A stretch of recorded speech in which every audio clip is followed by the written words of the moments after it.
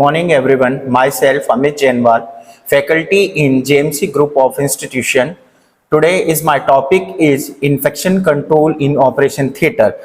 अब हम इंट्रोडक्शन की बात करेंगे. Infection control in the operation theatre involve multifaceted approaches prevent and minimise करने के लिए रिस्क ऑफ सर्जिकल साइट के इन्फेक्शन को SSI and other health care associated infection.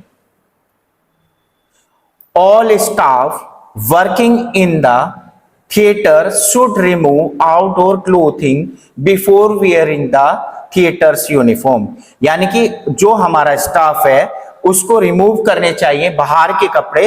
यदि वो थिएटर में काम करने जा रहा है तो उसको थिएटर वाली यूनिफॉर्म पहननी चाहिए जो कि स्टेरिलाइज होती है. Staff entering the recovery room anaesthetic room only do need to change into theater uniform. यानी कि आपका स्टाफ जब एंटर करेगा रिकवरी रूम में या एनेस्थीसिया रूम में, अगर उसको अति आवश्यक है ऑपरेशन थिएटर के अंदर तो वो भी चेंज करके ही जाएगा. अब फुटवेयर की बात करते हैं, जूते की या उसके स्लीपर्स की. Footwear with the impervious sole should be worn in the sterilised zone. यानी कि आप पहनेंगे फुटवेयर, जो आपके सोल तलवे वाले जूते हैं आप उन्हें पहनेंगे जब आप स्टेरिलाइज जोन के अंदर होंगे. दूसरा है आपका theatre for all the regular safety fully dedicated personalised footwears. और बाकी के लोग स्टाफ वगैरह जो उनके पर्सनलाइज्ड शूज है उन्हें पहनेंगे. अब बात करते हैं कैप की. The theatre's staff should keep the hair clean and tidy. यानी कि स्टाफ जो है हेयर क्लीन रखेगा और उनको बांध कर रखेगा. दूसरा, all the staff in the operating room including lay up room also should wear disposable and autoclavable cap properly covering hair. यानी कि अब कैप की बात करते हैं तो थिएटर के अंदर अपने बाल आपको बांध के रखने होंगे, आपको कवर करके रखने होंगे. दूसरा, स्टाफ जब ऑपरेशन रूम के अंदर होगा तो आपको पहनना चाहिए डिस्पोजेबल कैप और ऑटोक्लेविंग कैप पहननी चाहिए प्रॉपरली, जिससे कि आपके बाल उसके अंदर कवर हो जाएं. अब wrist watches and other jewellery These should be removed before a scrubbing. अगर आप स्क्रबिंग के लिए जा रहे हैं, यदि आपने कोई घड़ी या कोई ज्वेलरी जैसे कड़ा या कोई कंगन या इस टाइप का कोई आपने ब्रेसलेट वगैरह या आपने रिस्ट वॉच बांध दिया है, अगर आप स्क्रबिंग के लिए जा रहे हैं तो आप उसे रिमूव करेंगे. अब बात करते हैं स्टेरिलाइज्ड थिएटर गाउन. अब स्टेरिलाइज्ड थिएटर गाउन क्या है? If cotton gown are used, they must change when they become soaked with the blood or other liquid. The gown are used, अगर gown are used है, use किया गया, they must be change किए जा सकते हैं when they become soaked, जब वे सूख जाएं और ब्लड और कोई लिक्विड में ना हो. अब प्लास्टिक एप्रन आप यूज कर सकते हैं क्योंकि आपको इन्फेक्शन को कंट्रोल करके चलना है, क्योंकि प्लास्टिक एप्रन से हम लोगों के सेफ्टी यूज एंड थ्रो कर सकते हैं हम लोग. Face mask standard surgical splash proof mask, आपको सर्जिकल स्प्लैश प्रूफ मास्क भी आप यूज कर सकते हैं किसी इन्फेक्शन से बचाव के लिए. The scrub team should wear mask. Scrub team, जितने भी लोग आप स्क्रब हो रहे हैं उस टीम को मास्क पहनना चाहिए. How ever this is control virtual, यानी कि इससे आपको कंट्रोल किया जा सकता है इन्फेक्शन में. Ideally the mask should be disposable. कोशिश करेंगे कि हम आपका डिस्पोजेबल मास्क होना मैंडेटरी हो जाता है, जिसे आप यूज करेंगे और फेंक देंगे. Should completely cover the nose and mouth. और आपको कंप्लीटली कवर करके रखना है अपनी नाक को और मुंह को. Touch only the tap when tying और removing. Avoid touching the mask with gloved hand. आप किसी भी चीज को टैप को टच करने से पहले या कोई भी चीज बांधने से पहले, मास्क बांधने से पहले या ग्लव्स पहनने से पहले आप किसी भी चीज को नहीं टच करेंगे. स्टेरिलाइज ग्लव क्या होता है? अब हम लोग स्टेरिलाइज ग्लव यूज करते हैं ओटी के अंदर कंट्रोल करने के लिए इन्फेक्शन को. Wearing close gloves during surgery. आपको डबल ग्लव्स भी ड्यूरिंग सर्जरी पहन सकते हैं. Protect the wherever from infection, जो आपको पहनने के बाद इन्फेक्शन से बचाव रखता है. When there are visible tear or puncture glove must be removed and replaced with the new one। अगर आपका कहीं से ग्लव्स फटा हुआ है, कोई आपको छेद दिखाई दे रहा है या कहीं से आप में उसमें खराबी है, तो आप उस ग्लव्स को उतार के रिप्लेस करके नया पहन सकते हैं। After washing the hand with and antiseptic detergent, आप ग्लव्स को जब धारण करेंगे या पहनेंगे तो आप पहले अपने हाथ को धोएंगे, उसके बाद आप एंटीसेप्टिक का या डिटर्जेंट का यूज करने के बाद ग्लव्स को यूज करेंगे। द गाउन की बात करें तो gown should also be change when changing the gloves, आप गाउन को भी जब चेंज करना चाहते हैं, जब आप अपने ग्लव्स को चेंज कर लेंगे। On the living of operating room, on living जब आप लिविंग कर रहे हैं, staff must not leave the operation theatre without changing into the ordinary cloth, staff आप लिविंग नहीं करेगा जब तक आप चेंज नहीं करके वहां से बाहर निकलेंगे। Theatre staff who leaves the theatre for emergencies example crash calls ICU calls should change their theatre clothing on return, यानी कि स्टाफ को चाहिए कि वो थिएटर के क्लोथ्स को जब लीव करे या वहां से कोई इमरजेंसी में उसको जाना पड़ रहा है, जैसे कि कोई क्रैशिस हुआ हो, क्रैश कॉल आई हो, कोई आईसीयू से कॉल आई हो, तो वो वहां चेंज करके थिएटर के क्लोथ वापस करके आप वहां से बाहर निकल सकते हैं या लीव कर सकते हैं। थिएटर डिसिप्लिन आप देख रहे हैं जैसे कि डायग्राम में, आपका प्रॉपर मेंटेनेंस होना चाहिए, प्रॉपरली इक्विपमेंट रन में होने चाहिए, well maintaining, well furnished, well sterilised, fumigated रहना चाहिए आपका थिएटर। थिएटर डिसिप्लिन की बात करें तो पहला आता है हम लोगों का scrubbing and dressing. Scrubbing and dressing should be done is design place, यानी कि स्क्रबिंग और ड्रेसिंग हमें वहां करनी चाहिए जो हमने प्रॉपर डिजाइन किया उस जगह को, कि कोई हमने स्क्रब स्टेशन बनाया हो या बैंडेजिंग या ड्रेसिंग स्टेशन जहां हम लोग अपने क्लोथिंग वगैरह वियरिंग वगैरह चेंज कर सके। अब सर्जिकल हैंड स्क्रब क्या है, रिमूव ऑल, करने से पहले आप बचाव कर सकते हैं इन्फेक्शन से। Remove all jewellery before scrubbing, remove करना होगा आपको सारी ज्वेलरी को जब आप स्क्रब से जाने से पहले।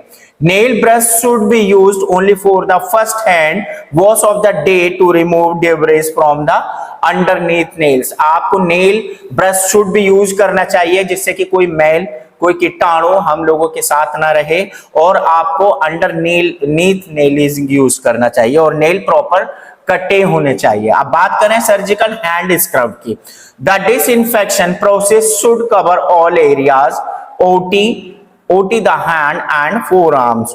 ठीक है, तो डिसइंफेक्शन प्रोसेस आपको कवर करना है ऑल एरियाज को, हर जगह फिनाइल हो गया हम लोग का, डिसइंफेक्टेंट हो गया, और अपने हाथों को और फोर आर्म को प्रॉपर यूज करना है डिसइंफेक्ट को जब आप अंदर एंटर करते हैं, लिविंग करते हैं या उस जगह को छोड़ते हैं या कोई चीज टच करते हैं।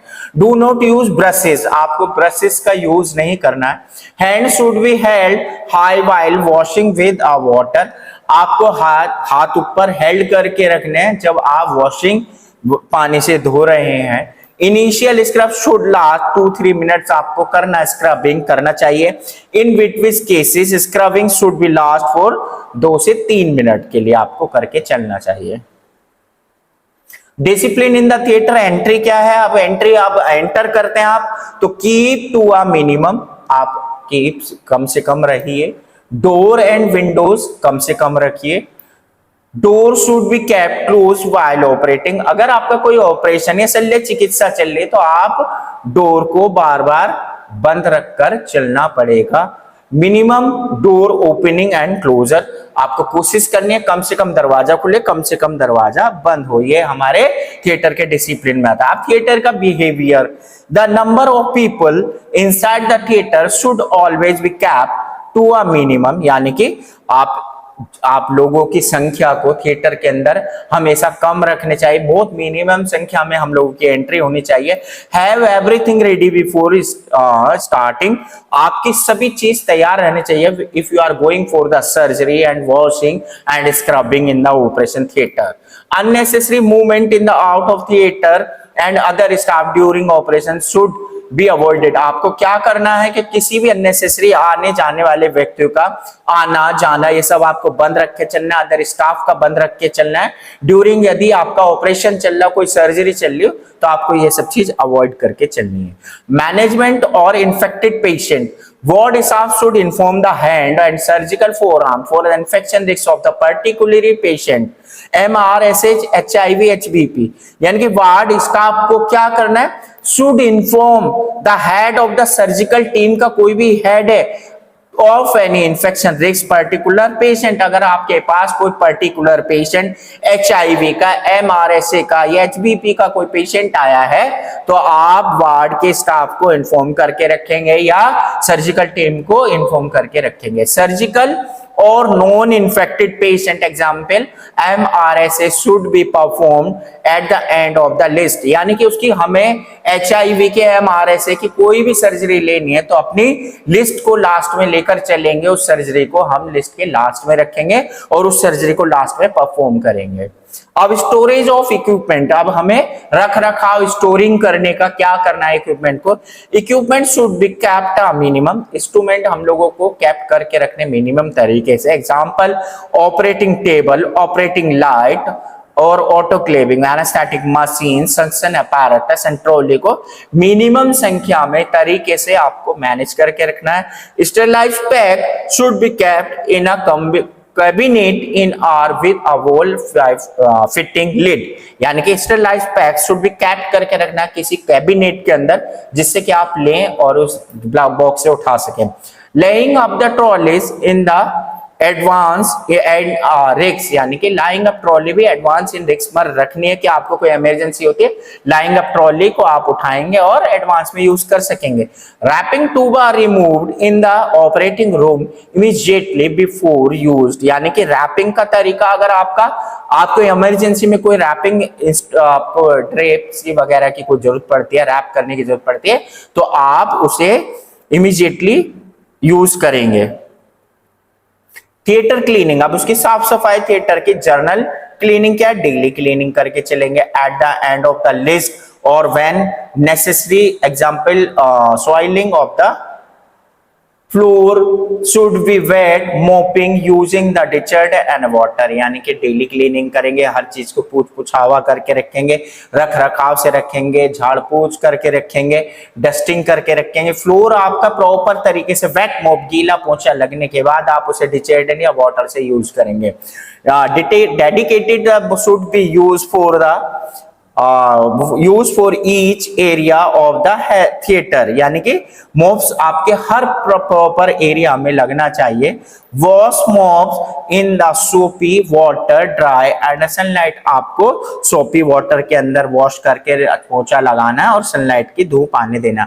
Theatre light above the theatre labour should be clean with a damp cloth और OPDs। आपको क्या करना है, GPDs वगैरह को आपको या कोई भी डैम क्लीन करके चलना है। कंटामिनेटेड विद ब्लड और body fluid disinfected with 70% alcohol का यूज करके चलना। कहीं फ्लूइड का निशान है, ब्लड का निशान है, लाइटिंग में कोई हाथ लग गया है या कोई भी थिएटर की लाइट गंदी हो गई है तो वहां 70% अल्कोहल का प्रयोग करते हुए हमको उसको क्लीन करना है। Trolley used B opening surgical parts should be write clean with 70% alcohol allowed trolley to dry। यानी कि ट्रॉली को भी ओपनिंग सर्जरी में आपको क्लीन करके चलना, वाइप करके चलना with 70% alcohol and allowed to dry, और सूखने के लिए रख देना है। Once a week Sunday cleaning, यानी कि आपको वंस हफ्ते में एक दिन मिलता है, संडे क्लीनिंग भी OT का होता है। Cleaning all horizontal surface, example ledges, window, sunlight, light, switch and AC grills को आप क्लीन कर सकते हैं संडे के दिन। Clean the theatre table using GPD। Taps in the scrubbing area should be clean with the detergent. उस दिन के दिन आप क्लीन कर सकते हैं डिटर्जेंट से। वॉल अप और head height can be cleaned, और ऊंचाई वाली दीवारों को भी आप संडे के दिन क्लीन कर सकते हैं। अब इंस्ट्रूमेंट की बात करते हैं। Cleaned must be carried out before a disinfection and sterilization। Cleaning करेंगे carried out before disinfection and sterilization के बाद। Wear a PP kit, plastic apron पहन सकते हैं, PPE किट पहन सकते हैं। कंट्रोल करने के लिए प्लास्टिक एप्रन का यूज कर सकते हैं। हैवी ड्यूटी ग्लव्स यूज कर सकते हैं, बड़े वाले।